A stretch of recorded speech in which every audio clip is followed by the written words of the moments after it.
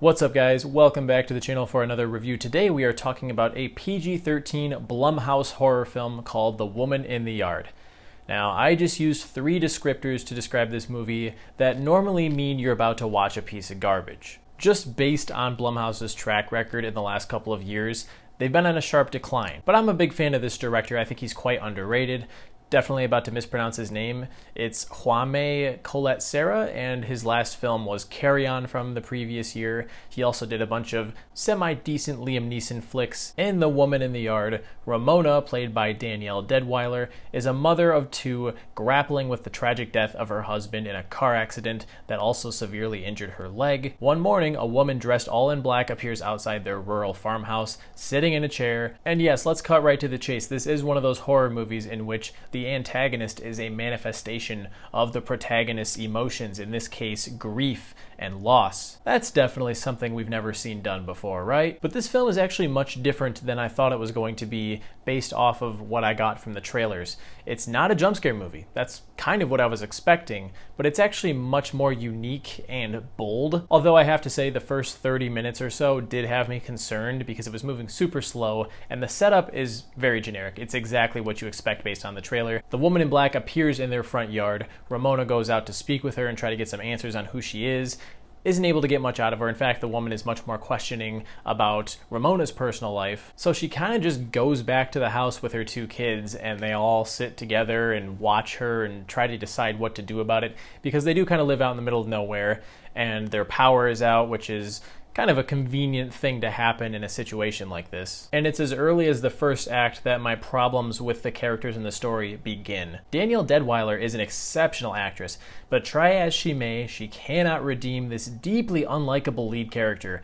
I mean, I hate to say it, but Ramona is just a shitty mother. This family is clearly in a time of crisis. I mean, her children are also reeling from the death of their father, and I just kind of got the impression that she was very selfish about the way she's handling the situation. And being that they're all sharing these immense feelings of grief, that's all the more reason for them to exhibit some unity. Obviously, not every movie has to have a likable protagonist, but I got the feeling that you were meant to sympathize with her, and it was difficult to do with some of the things that she did and said to the children that rubbed me the wrong way. Quite frankly, the kids seemed to have a better idea on how to handle the situation with the woman in the yard than she did. And normally, kids in these types of movies bother me, but I was siding with them most of the time. This movie's short, it's only like an hour and 25 minutes, so as we move later into the second act, maybe like 45, 50 minutes into the film, it does start to dig a little bit deeper under the layers of Ramona's character and kind of tries to uncover why she's having such a difficult time moving past this grief.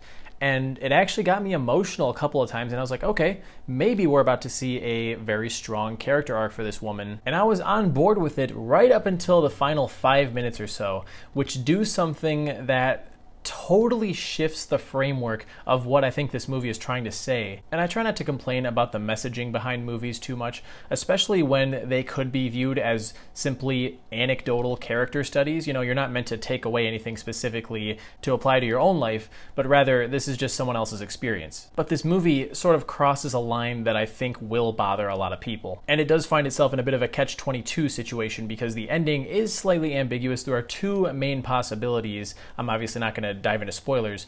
One of them definitely seems more obvious than the other, at least to me. And the reason I say it's a catch-22 is because whichever option you pick, there's problems. The one that I think is the most obvious is bleak, it's extremely mean-spirited, and I want to make it clear that I've seen a lot of good, depressing movies. I think movies can be depressing and still interesting, but the big moment that I'm referring to is where it ceases to be interesting and dismantles what could have been a heartfelt character arc. The problem with the other possibility, and the one that I think is less likely, is that for it to be true, a bunch of events in the movie would have had to have been imagined by Ramona, because otherwise that ending just isn't possible. To give this movie due credit, that ambiguity allows for a lot of discussion, and I've been reading online from YouTube comment sections to Reddit forums. People have very drastically different interpretations of what happens at the end of this movie, and it's cool that it stimulates discussion.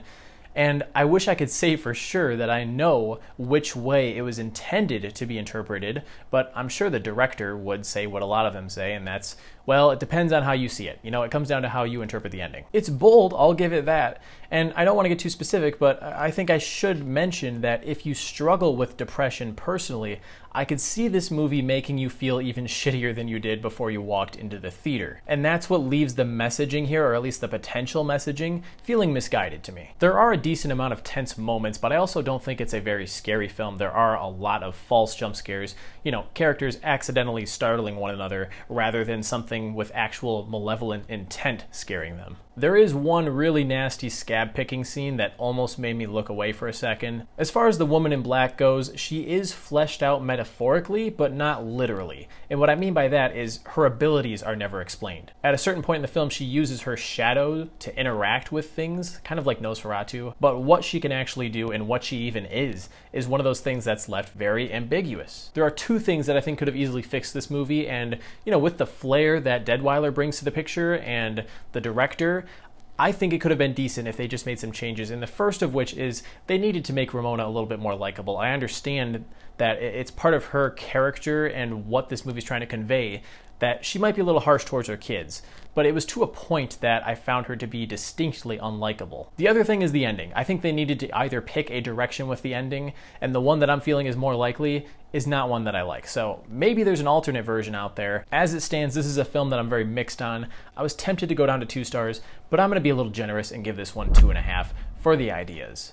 Whatever your thoughts are on this film, I think we can all agree that it is not a lighthearted, fun experience. So I wouldn't recommend seeing this on a sunny, nice day when you're all excited about something. Watch it when you're down to see a very dark, dreary character study. All right, I never do this, but for the hell of it, I'm going to talk about spoilers just this once.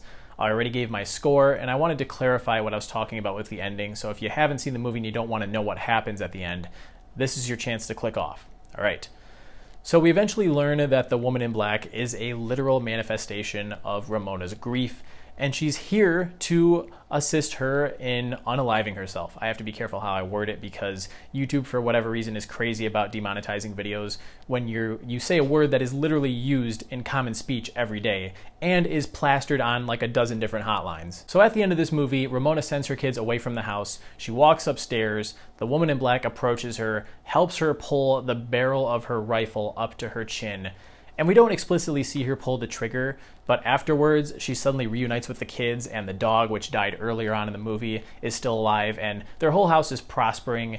And it just gives off this vibe to me that this was meant to be interpreted as heaven. If not, if we were meant to interpret this as her merging with her grief, coming to accept it, and realizing that she doesn't want to do that to herself, it would kind of unravel the rest of the film because it means the rest of the events would have had to have been in her head. Otherwise, how is the dog alive? Why are the kids back so soon after she sent them to the neighbor's house, who is at least a couple of miles away from what we know? And I respect when directors go for ambiguity like this, but again, I wish they would either pick one or the other, and I think regardless of which way you interpret it, there are problems both with the logic of the movie and the themes that it's trying to convey. I would love to hear what you guys think of it if you have seen it, so if you want to talk spoilers, maybe just leave a little warning at the top of your comment for people who haven't seen it. That's where I'm going to wrap things up here, so I'll catch you guys in the next video. Thanks so much again for clicking on this one.